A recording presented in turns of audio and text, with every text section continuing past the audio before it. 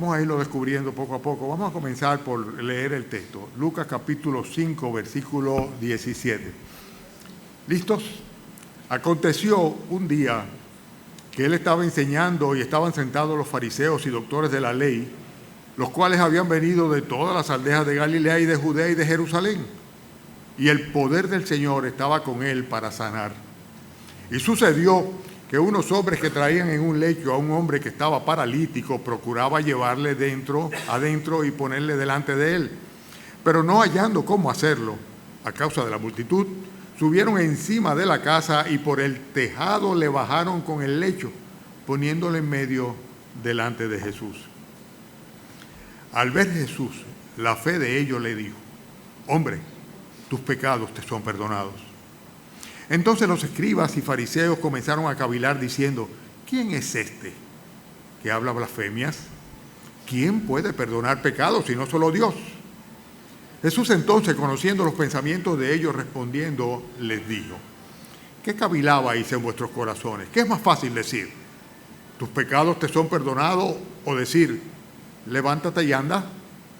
Pues para que sepáis que el Hijo del Hombre tiene potestad en la tierra para perdonar pecados, dijo el paralítico: a ti te digo, levántate, toma tu lecho y vete a tu casa. Al instante, levantándose en presencia de ellos y tomando el lecho en que estaba acostado, se fue a su casa glorificando a Dios.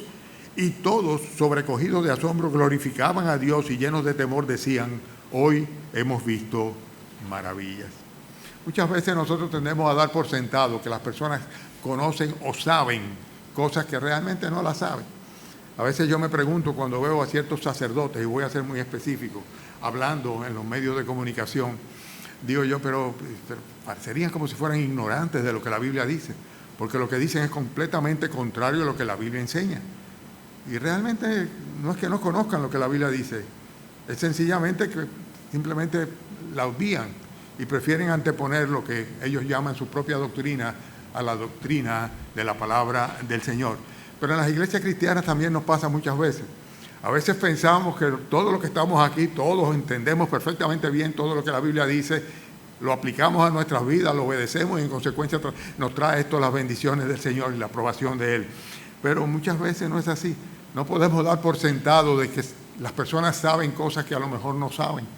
Y en este pasaje en particular, el Señor utiliza su condescendencia para explicar una cantidad de cosas que los que estaban junto con él ahí a su alrededor, a pesar de que estaban siendo testigos del milagro que el Señor estaba haciendo en la sanidad de este paralítico, sin embargo, ellos ignoraban absolutamente estas cosas.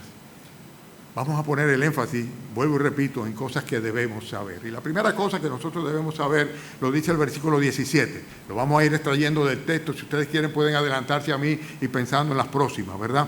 Pero dice aquí: aconteció un día que él estaba enseñando. Y sin lugar a dudas que puedo decir, partiendo de este versículo y del testimonio de las Escrituras en su totalidad, que para el Señor fue siempre una prioridad enseñar. Él hacía milagros, él sanaba a los enfermos, él levantaba muertos inclusive, pero su prioridad era enseñar, enseñar y enseñar. Cada vez que llegaba a un lugar, pues iba a los lugares donde se reunían las personas, o iba a las sinagogas, o sencillamente iban detrás de él cantidad de personas. ¿Y cuál era el ministerio fundamental del Señor Jesucristo? Enseñar, enseñar, instruir en cuanto a la voluntad de Dios y al hecho de que el reino de los cielos había sido, por así decirlo, se había acercado a los hombres para salvación y perdón de los pecados. Pero la enseñanza era fundamental. Y así tienen que ser nuestros cultos y nuestras reuniones siempre. Nosotros debemos aprovechar cada oportunidad en que nos reunimos como iglesia para enseñar. Por eso, a pesar de que el miércoles tenemos un culto dedicado fundamentalmente a la oración, pero no podemos dejar de instruir en cuanto a lo que la palabra de Dios dice, aprender de la palabra de Dios. La enseñanza es básica, la doctrina es básica. La alabanza es muy importante, es fundamental, es parte del culto, de la adoración. Pero no podemos nunca confundir las cosas, porque el Señor puso siempre énfasis en enseñar. Había un grupo alrededor de él y él estaba haciendo ¿qué cosa? Enseñándole. La prioridad del Señor es la enseñanza doctrinal. Y esa es la primera cosa que debemos saber. Debemos saber que para Dios es importante que nosotros conozcamos su doctrina, conozcamos su palabra, conozcamos su voluntad, porque es la única manera como podemos tener comunión con Él y poner por obra aquellas cosas que conocemos. La segunda cosa, voy a ir rapidito y ustedes van a ir acompañándome para que tengan las mentes ágiles, ¿verdad? Dice el versículo 17, que aconteció un día que él estaba enseñando y estaban sentados los fariseos y doctores de la ley, los cuales habían venido de todas las aldeas de Galilea y de Judá y de Jerusalén, y el poder del Señor estaba con él para sanar. Es bueno que sepáis, hermanos, ¿verdad?, que escuchar y conocer lo que las Escrituras dice no te designa absolutamente como un verdadero creyente. ¿Y por qué? Porque debemos saber que ahí estaban reunidos, dicen los fariseos, los doctores de la ley, dice, estaban alrededor, habían venido hasta de Jerusalén, habían venido personas importantes, letrados en cuanto a las Escrituras, para encontrarse con el Señor Jesucristo. Él estaba en esa casa, estaban todos alrededor de él, la casa no cabía gente, estaban afuera, no había manera de entrar ahí. Y todos ellos estaban escuchando las enseñanzas del Señor Jesucristo. Pero no por eso eran creyentes todos. Y de hecho lo leemos en el texto que la reacción de ellos no es en fe, sino todo el contrario, el rechazo a lo que el Señor estaba haciendo y diciendo. Los fariseos, los doctores de la ley, ¿verdad?, conocían las Escrituras, claro que la conocían. Ese era su oficio, estudiarla, conocerla, como todavía hoy día sucede con los judíos ortodoxos, ¿verdad? Y con muchos religiosos de diferentes denominaciones o religiones. Pero eso no implica que sean creyentes. Son personas que conocen lo que la Biblia dice, que son perfectamente capaces de escucharla con buena disposición, pero que sin embargo no son convertidos a Cristo, no son personas nacidas de nuevo, no son personas que realmente Dios la considera como parte de su familia, no son creyentes, saben pero no creen, tienen oídos para oír, pero esos oídos simplemente están sellados. Y muchas veces ese es el gran problema de la religión. Por eso me da mucho trabajo ser benigno, condescendiente con los maestros religiosos. Me da mucho trabajo. Sabemos que todo es una obra de Dios y que también nosotros en alguna época anduvimos cerrados en el camino de la religión. Pero sin embargo me da mucho trabajo porque es que son tosudos en ese sentido. El Señor dijo en una ocasión, en Juan capítulo 5, versículo 19, a los que le seguían, decía escudriñar las Escrituras, porque a vosotros os parece que en ellas tenéis vida eterna. Y ellas, o sea, las Escrituras, dicen, lo que hacen es dar testimonio de mí. En otras palabras, si ustedes van a la Biblia, en todo su Antiguo y Nuevo Testamento, de lo que hablan es del Señor Jesucristo. El Señor Jesucristo es la persona central de todas las Escrituras, por donde quiera. Y por eso el Señor dice, escudriñenla, estúdienla. Pero escudriñar las Escrituras y estudiar las Escrituras no hace a una persona ser un creyente en Cristo. No necesariamente. Sabemos que es algo que va mucho más allá. Por eso el Señor le dijo a Nicodemo, que conocía bien la doctrina, es necesario nacer de nuevo. Tiene que efectuarse en el corazón de una persona una transformación fruto de la misericordia de Dios y la presencia de su Santo Espíritu que lo transforma de un pecador a un santo por el puro decreto de su voluntad. Conocer, debemos saber que conocer, escuchar las Escrituras no nos designa como verdaderos creyentes. Podemos ser religiosos, pero no necesariamente ser creyentes. También vemos nosotros otra cosa que debemos saber. Y debemos saber lo que dice el versículo 18 en su parte final. ¿Me siguen? ¿Están conmigo? Dice el versículo 18, y sucedió que unos hombres que traían en un lecho a un hombre que estaba paralítico, procuraban llevarle adentro y ponerle delante de él. Bueno, pastor, ¿y ahora con qué va a salir usted? No voy a salir con nada, voy a hacer referencia a lo que dice acá. Y yo puedo asegurar, partiendo de ese versículo, que la mayor manifestación de solidaridad y compasión que puede tener una persona hacia otra es conducirlo al Señor Jesucristo. La mayor manifestación de solidaridad, de amor, de compasión, de misericordia, de gracia que tú puedes tener de favor hacia otra persona es llevarlo delante del Señor Jesucristo. Eso era lo que estaban haciendo estos hombres. Unos hombres que venían trayéndolo en un lecho para presentarlo delante del Señor Jesucristo. Óyeme, tenían que tener mucho amor y mucha misericordia para llevar ese paralítico delante del Señor Jesucristo, sobre todo en las condiciones en las que estaba el entorno, con esa cantidad de gente y lo difícil que era poder acercarse al Señor Jesucristo. Pero fueron solidarios. Ustedes recuerdan aquel pasaje, claro que lo tienen que recordar, donde el Señor habla de lo que le hemos llamado al buen samaritano, el buen samaritano, la parábola del buen samaritano. Ustedes se recuerdan perfectamente bien que el Señor dice, ¿cuál fue de todos ellos los que pasaron por delante del hombre que había sido maltratado por unos ladrones y lo dejaron tirado ahí, y le pasamos por del lado un grupo y otro grupo, y pasaron los religiosos y pasaron los mercados? En fin, el Señor Jesucristo termina preguntando, ¿cuál de todos ellos fue el que se manifestó como el prójimo de él? Y la respuesta fue muy clara. La respuesta fue, bueno, sin lugar a duda, el que usó misericordia de él. El que usó misericordia de él. Leo literalmente, ¿quién pues de estos tres te parece que fue el prójimo del que cayó en manos de los ladrones? Y él dijo, el que usó de misericordia con él. ¿Y qué le dijo el Señor? Ve tú y haz lo mismo. Ve tú y haz lo mismo. La mayor manifestación de misericordia, de gracia, de favor. Lo mejor que tú puedas hacer por otra persona, quien sea, en cualquier circunstancia que se encuentra, es llevarlo delante del Señor Jesucristo, conducirlos a Jesús. Hay un himno que dice eso. Conducirlos a Jesús, nuestro guía, nuestra luz. ¿Cómo que dice luego? En la viña del Señor, trabajad y orad. En la viña, en la viña. Ah, ese mismo himno. Pero el énfasis está en que si queremos de verdad a una persona, si le amamos, si tenemos misericordia para con él, tenemos que hacer lo que hizo aquel buen samaritano, ¿verdad? Atenderle, cuidarle, y en este caso muy particular, usar misericordia llevándole delante del Señor Jesucristo. 3 cosas que debemos saber. Primero, debemos saber que la prioridad del Señor está siempre en la enseñanza doctrinal. Segundo, que debemos estar claros en que escuchar y conocer lo que la Biblia dice no nos designa como religiosos. No nos designa como creyentes.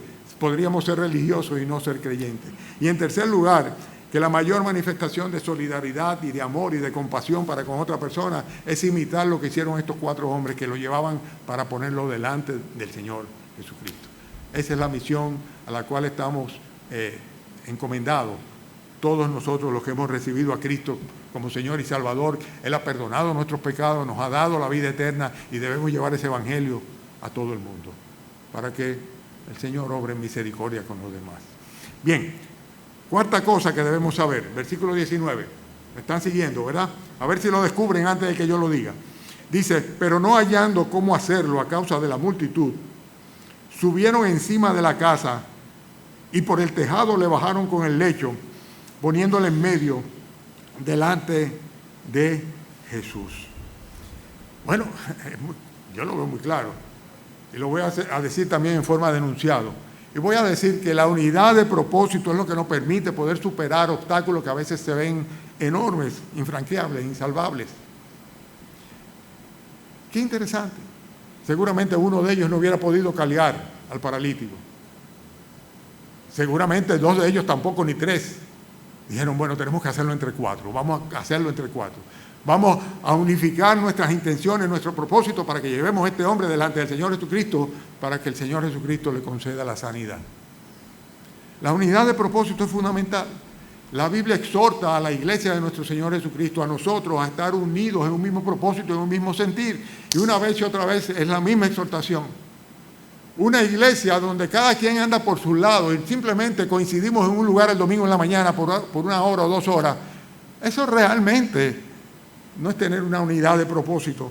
Y no vamos a estar aptos para poder, en un mundo tan convulso como el que tenemos, tan pecaminoso como el que tenemos, con tantos problemas de diferente naturaleza, donde el pecado rampantemente está sobresaliendo por encima de la bondad, de la misericordia y de la gracia, pues no vamos a poder tener victoria.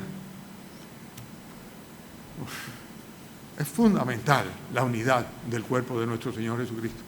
Es fundamental que todos nosotros nos pongamos de acuerdo para ir adelante y de esta manera poder cumplir la misión para la cual el Señor nos ha salvado. Ustedes consideran, hermanos míos, que el Señor nos salvó por gracia para que nosotros simplemente estemos tranquilos y sepamos que cuando nos vamos a morir vamos al cielo. ¿Piensan eso? No es así. Es absurdo. El Señor quiere, sin lugar a duda, que nosotros empujemos hacia adelante. La Biblia nos enseña que las puertas del infierno no van a poder prevalecer en contra del empuje de la iglesia. Pero eso en términos globales.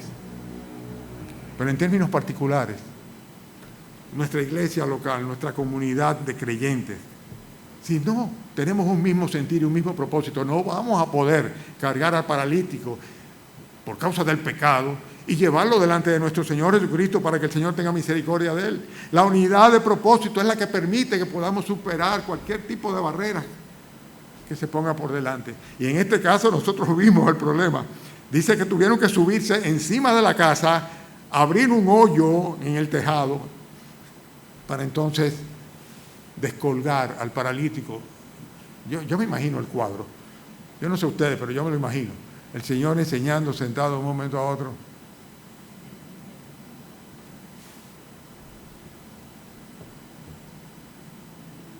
Ahí estaba el paralítico delante del Señor Jesucristo. ¿Qué ustedes piensan que iba a hacer el Señor? ¿Iba a pelear con los que lo bajaban? No parece que hizo eso. No creo que se haya quejado en ningún momento. La Biblia no lo dice. Todo lo contrario. Puso atención sobre el paralítico y sabemos que lo benefició con su gracia y su favor y su salvación. Hermanos, la unidad de propósito es importante. Muchos de los que se congregan bajo un mismo techo no saben exactamente cuál es el propósito de la iglesia local. No sabe de sus planes ni de sus proyectos. Lo poquito que le proyectan aquí, si acaso, y si no tiene que ver conmigo, pues sencillamente, qué bueno que lo están haciendo. Qué bueno, ahí por ahí viene ya la escuela bíblica de verano, podremos salir de los muchachos y entretenerlos allá.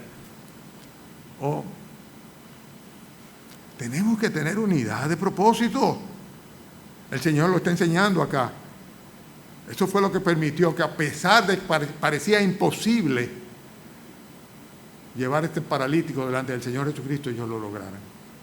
Estaban decididos a hacerlo y lo hicieron. Hay ejemplos en la Biblia, hay uno que siempre me agrada muchísimo tomarlo como referencia, que está en Hechos capítulo 12, versículo 5.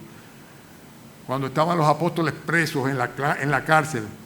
Dice que Pedro estaba custodiado en la cárcel, pero que sin embargo la iglesia hacía sin cesar oración a Dios por él.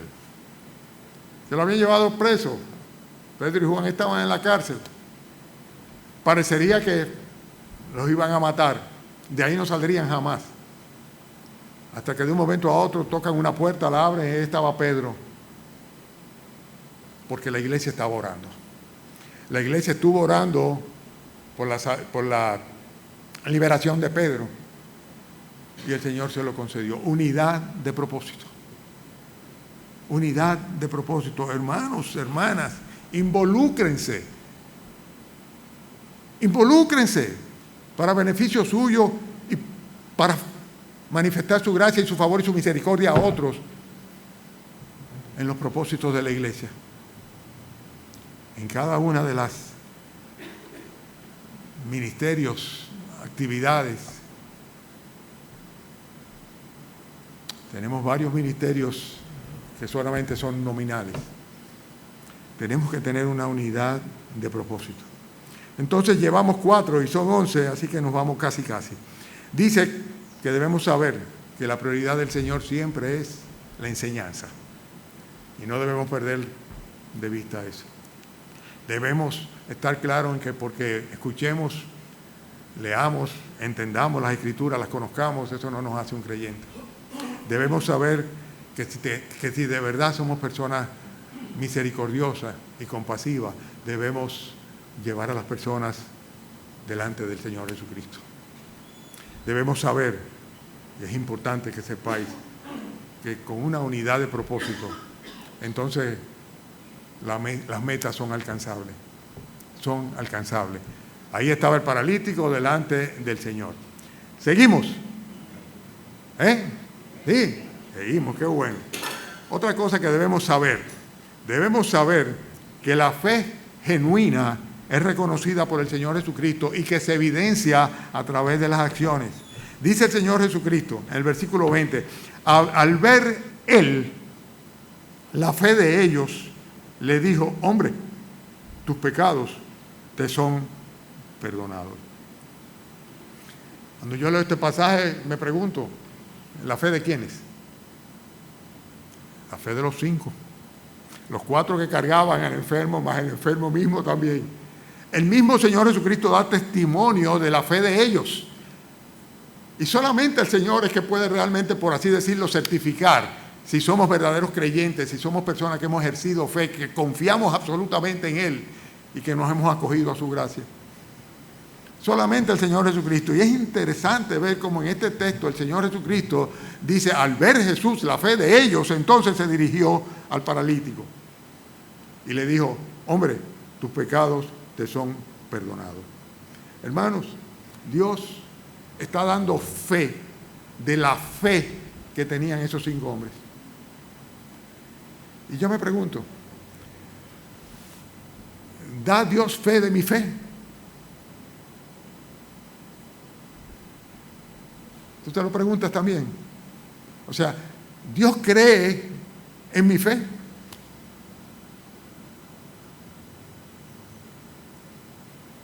Pero no solamente eso, sino que no solamente el Señor reconoce la verdadera fe, sino que además de esto, esa fe se manifiesta a través de un accionar, de las acciones.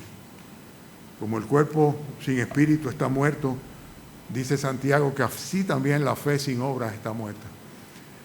Una persona que hace profesión de fe dice confiar en el Señor Jesucristo para la salvación de su alma y su vida sigue tal cual y no se ve obrar el Espíritu Santo sobre su vida, pues esa persona posiblemente se está engañando a sí misma, porque la fe que es genuina el Señor la reconoce. Recuérdense el caso de Job. ¿Se recuerdan el caso de Job? El Señor le dice a Satanás, ¿no has considerado a mi siervo Job? Que no hay otro como él en la tierra, un varón perfecto y recto, temeroso de Dios y apartado del mal. Estoy en Job capítulo 1, versículo 8. El Señor era quien estaba dando fe delante de Satanás de la fe que tenía Job. Y en este caso sucede igualito. El Señor Jesucristo, al ver la fe de ellos, dijo, hombre, tus pecados te son perdonados.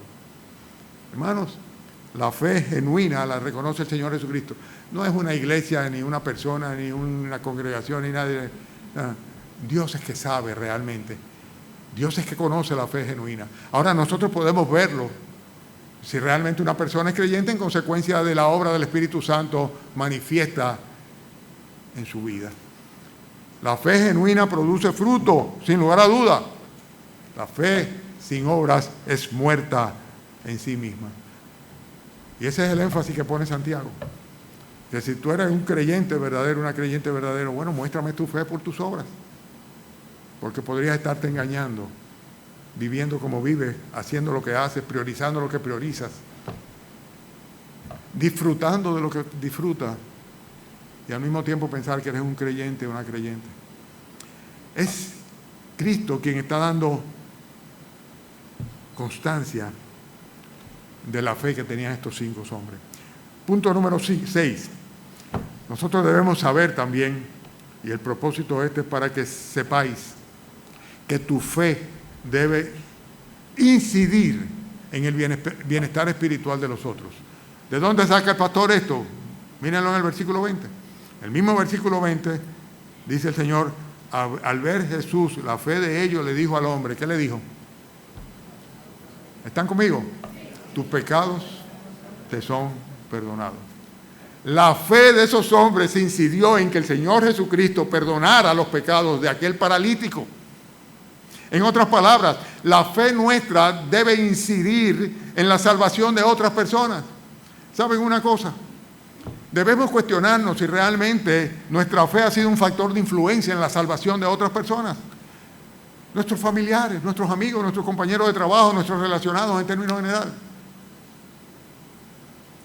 No hay que ser un predicador, ni hay que ser un maestro de la Biblia, solamente hay que tener un testimonio real de que hemos confiado en el Señor Jesucristo, hemos nacido de nuevo y tener la disposición de compartir el Evangelio de la gracia que dice que todo aquel que invocara el nombre del Señor Jesucristo, creyendo que Él resucitó de los muertos, será salvo.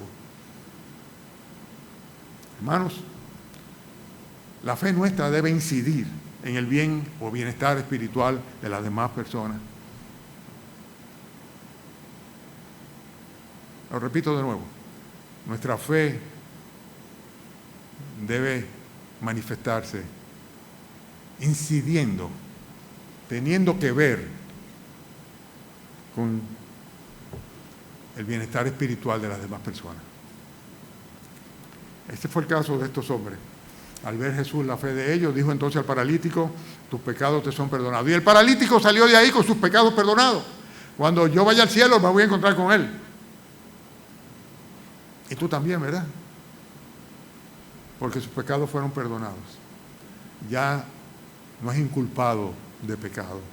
¿Por qué? Porque sencillamente la fe de esos hombres llevó al paralítico delante del Señor Jesucristo. Hermanos, debemos saber otra cosa. Y en este caso, el texto todavía es más claro. O sea que no hay que especular mucho para ver qué es lo que debemos saber, porque el Señor Jesucristo lo menciona en el versículo 21 de una manera muy clara. ¿Están conmigo? Dice, entonces los escribas y los fariseos comenzaron a cavilar, diciendo, ¿quién es este que habla blasfemia? ¿Quién puede perdonar los pecados sino solo Dios? ¿Qué debemos saber? ¿Qué es necesario que sepamos? No tienen que venir donde el pastor a confesarse. Tampoco vayan donde el cura. ¿Por qué? Lo dice el texto acá. Porque ¿quién puede perdonar los pecados sino solo Dios? La demanda del Señor para salvar a una persona, para perdonar sus pecados, es que confiese sus pecados. ¿Pero delante de quién? Delante de Dios mismo. Es a Dios que tenemos que decirle, Señor, perdóname. Yo reconozco, estoy de acuerdo contigo en que en mi vida ha estado embarrada por el pecado. Y Señor, te pido que me perdones. La confesión de pecado debe ser delante y exclusivamente de Dios, porque solamente Dios puede perdonar tus pecados. Y el Señor habla sobre ello en 1 de Pedro capítulo 4, cuando habla de aquellas personas que son tosudas, y dice que ellos finalmente tendrán que dar cuenta a aquel que está preparado para juzgar a los vivos y a los muertos, al Señor Jesucristo. Todos aquellos que sencillamente no responden al Evangelio, que no confiesan a Jesucristo como su Señor y Salvador, que no se arrepienten de sus pecados, que no nacen de nuevo, esas personas, dice, van a tener tarde o temprano que dar cuenta al que está puesto para juzgar a los vivos y a los muertos, porque toda lengua confesará que Jesucristo es el Señor y toda rodilla tendrá que doblarse delante del señorío del Señor Jesucristo. Hermanos, debemos saber que solo Dios puede perdonar pecado. Evidentemente Jesucristo podía perdonar pecado. ¿Por qué? Porque era Dios mismo. Dios en la carne, Dios encarnado. Estamos aprendiendo de cosas que dice el texto que debemos saber, ¿verdad? La próxima, ¿cuál es? Esta es la que yo decía, que ustedes iban a localizar rápido. No, esa es la próxima. Porque esto tiene que ver, el versículo 22, con el conocimiento de nuestro Señor Jesucristo de los más íntimos pensamientos nuestros. Debemos saber que Jesucristo conoce lo que hay en nuestros corazones. Él es quien puede perdonar nuestros pecados, pero Él es el que conoce. Dice Jesús, versículo 22, Jesús entonces, conociendo los pensamientos de ellos, respondiendo les dijo, ¿qué caviláis en vuestros corazones? El Evangelio de Lucas, capítulo 16, versículo 14, habla de los fariseos. Y dice, oían también todas estas cosas los fariseos que eran avaros y se burlaban de Él. Entonces les dijo, vosotros sois los que justificáis a vosotros mismos delante de los hombres. Mas Dios conoce vuestros corazones, porque lo que los hombres tienen por sublime delante de Dios es abominación. Es muy fácil justificarse uno mismo. Es muy fácil. Pero el Señor conoce lo que hay dentro del corazón del hombre. El Señor conoce cosas que nosotros mismos ignoramos en cuanto a nuestra propia maldad y cómo se manifiesta, no solamente hacia afuera, sino inclusive hacia adentro de nosotros mismos. Por eso Él conoce Y conocí en este caso lo que estaban pensando esos fariseos que estaban alrededor. ¿Quién es este que puede perdonar pecados? ¿Qué es lo que se cree este? Estaban cavilando ellos en sus corazones. Pero en el versículo 23, el Señor le dice que es más fácil decir, tus pecados te son perdonados, o decir, levántate y anda. Debemos saber que solamente Dios puede perdonar los pecados. Debemos saber que Jesucristo conoce lo más íntimo de nuestros pensamientos y Él realmente es quien puede juzgar nuestros corazones, nuestras almas y nuestras intenciones. Pero también debemos saber otra cosa. Díganmelo ustedes. Que es mucho más fácil curar el cuerpo que curar el alma. ¿Qué es más fácil decir? ¿Qué es más fácil? Eso es lo que el Señor dice aquí. ¿Qué es más fácil, curar al enfermo o curar el alma? Saben que nosotros normalmente ponemos mucho énfasis en los asuntos de salud. Y de hecho hacemos bien. El Señor nos manda a orar por los enfermos. Debemos interceder por ellos. Pero no perdamos la perspectiva. Si bien debemos orar por la sanación del cuerpo de una persona enferma, debemos orar sobre todo por la salvación y la sanación de su alma, que está contaminada por el pecado y que tiene una sentencia de muerte sobre ella. El Señor Jesucristo dice, venga, ¿qué es más fácil? ¿Tus pecados te son perdonados? O decir, levántate y anda. Orar por sanación, perfecto. Pero, ¿tienen ustedes cada uno una lista de personas por las cuales están orando por su conversión? ¿Están orando ustedes por la salvación de sus hijos? ¿La de sus nietos? ¿La de sus padres? ¿La de sus compañeros de trabajo? ¿Es parte de su lista? Qué bendición cuando podemos borrar de la lista a una persona por la cual hemos estado orando para la salvación de su alma y sabemos que da testimonio de haber recibido a Cristo como su Señor y Salvador. Debemos saber que sanar el cuerpo es fácil. El Señor lo hace. No es imposible para Él. Levanta muertos, ¿cómo no va a levantar? ¿Cómo no va a sanar una persona enferma? Pero no es tan fácil cuando se trata del corazón, del alma, porque se necesita una obra milagrosa del poder de Dios. Y debemos estar claros en eso. Por eso nuestro énfasis siempre tiene que estar en lo que muchas veces dejamos como un beneficio colateral, pero que es el centro de nuestra responsabilidad y ministerio. Llevar a las personas delante de Cristo, no para que camine el paralítico, sino para que le sean perdonados sus pecados, que es lo más importante. Y ni una cosa ni la otra la podemos hacer nosotros, pero no nos desenfoquemos. Porque ¿de qué le vale un hombre si se pierde finalmente su alma? Tarde o temprano todos vamos a morir. Y tal vez más temprano que tarde. Pero ¿y después?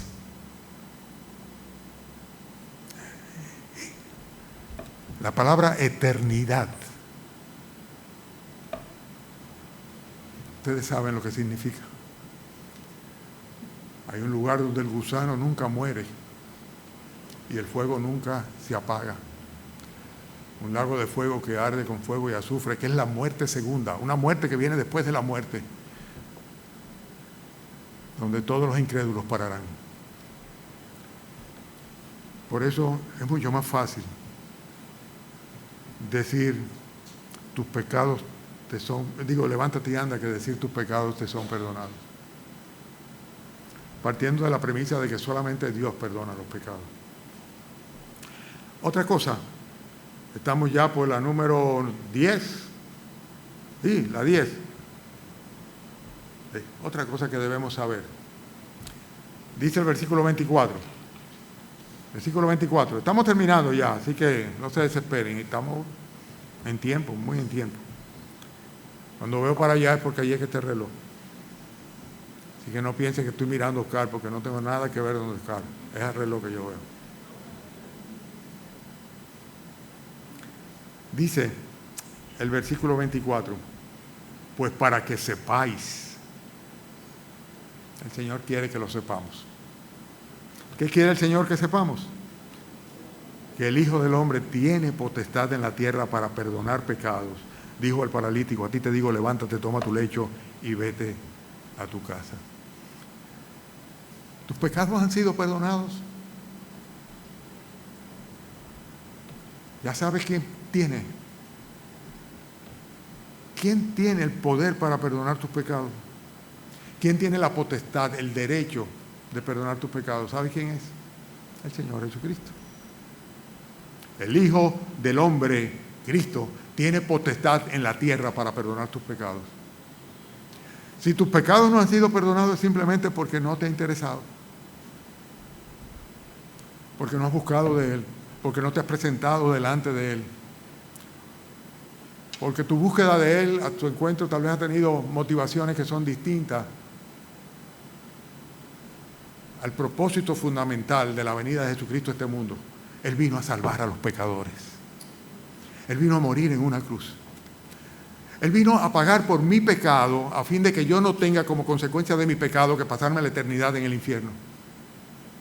Y al que no conoció el pecado, porque nunca pecó, dice, por nosotros se hizo pecado, tomó nuestro pecado, para que toda la ira de Dios sobre el pecado y el pecador cayese sobre Él. Y por eso, en una cruz, fue clavado. ¿Sabes algo? Eso es el todo del hombre. Si tus pecados no han sido perdonados por el Señor Jesucristo, de nada vale ni siquiera el seguir respirando. Porque el final está sentenciado. Pero para que sepáis que el Hijo del Hombre tiene potestad de perdonar los pecados, le dijo al paralítico, levántate, toma tu lecho y vete a tu casa. El beneficio de levantarse, tomar su lecho e irse a su casa era completamente secundario. El Señor aprobó la fe del paralítico y la fe de los que acompañaban al paralítico. Finalmente, un punto adicional, y está en el versículo 25. Pero voy a resumir lo que he dicho antes para llegar al 25. ¿De acuerdo? Entonces, en primer lugar, debemos saber que la prioridad del Señor es la enseñanza doctrinal. Debemos saber que escuchar y conocer lo que dicen las Escrituras no nos define como creyentes, sino simplemente como personas religiosas. Tercer lugar, debemos saber que la mayor manifestación de solidaridad y compasión que podemos tener hacia otra persona es llevarlos delante del Señor Jesucristo. Cuarto, debemos saber que una unidad de propósito permite que podamos superar barreras que muchas veces parecen infranqueables, insalvables. Quinto, debemos saber que la fe genuina es reconocida por el Señor Jesucristo y que se evidencia por las acciones. Hay un cambio de vida, es una nueva criatura y el Señor da fe de la fe de uno. Sexto, nuestra fe debe incidir necesariamente en el bienestar espiritual de las demás personas. Nuestra fe debe incidir en el bienestar espiritual, debe influir en las demás personas con las que nosotros nos relacionamos. Séptimo, debemos saber y estar bien claro en que solamente Dios puede perdonar los pecados. Octavo, Jesucristo conoce nuestros más íntimos pensamientos. A los hombres los podemos engañar, pero a Dios no lo podemos engañar. Octavo, ¿cómo es? Noveno, es mucho más fácil curar el cuerpo, sanar el cuerpo, que sanar el alma. Que es más fácil decir, tus pecados te son perdonados, o decir, levántate y anda.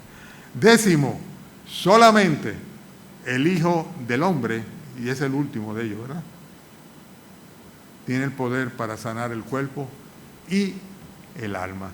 Pues para que sepáis, versículo 24, que el Hijo del Hombre tiene potestad en la tierra para perdonar el pecado, le dijo al paralítico, a ti te digo, levántate, toma tu lecho y vete a tu casa. Y finalmente el 11avo, para que sepáis que la gracia y la misericordia del Señor Jesucristo tiene un efecto que es inmediato, escuchen bien, pero que es permanente. La gracia y la misericordia del Señor Jesucristo manifiesta sobre un pecador arrepentido, tiene un efecto inmediato, pero que también es permanente.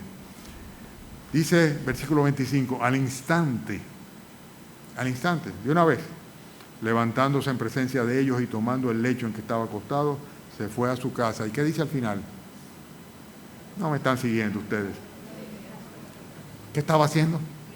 Glorificando a Dios. Dice, al instante. La gracia y la misericordia del Señor Jesucristo tienen un efecto inmediato y permanente. Cuando recibimos la gracia y la misericordia del Señor, nuestros pecados son perdonados, el Señor nos santifica, nos aparta para Él. Y ese efecto de ser de Dios va a manifestar necesariamente un fruto que va a ser evidente y que va a ser permanente. Por eso el proceso de santificación es creciente siempre. Son cosas que debemos saber. ¿Se las sabían todas ustedes? Ahí lo dice el texto, no hemos inventado nada, hemos simplemente extraído las aplicaciones de vida a las enseñanzas del texto. ¿Alguien dice amén? Qué bueno que dicen amén. Voy a entender esto como que se entendió. Ahora vamos a orar y de acuerdo a la necesidad de cada uno, de acuerdo a cómo cada uno sienta, crea, esté convencido de que está su relación con el Señor, pues que entonces ore pidiendo favor y misericordia. Cerremos nuestros ojos, no entretengamos al que está al lado nuestro y oremos, cada uno desde su lugar.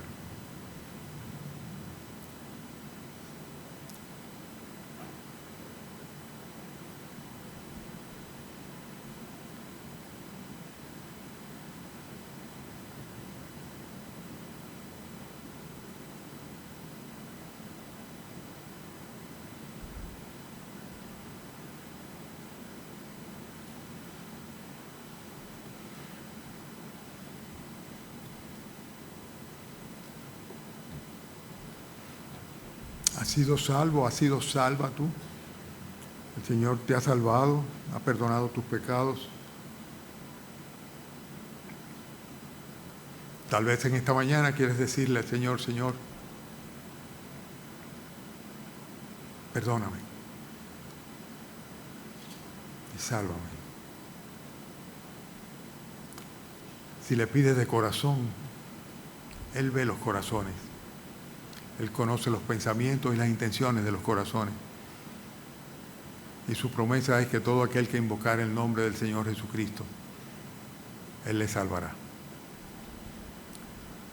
Pero pida con fe, porque Dios no puede ser burlado.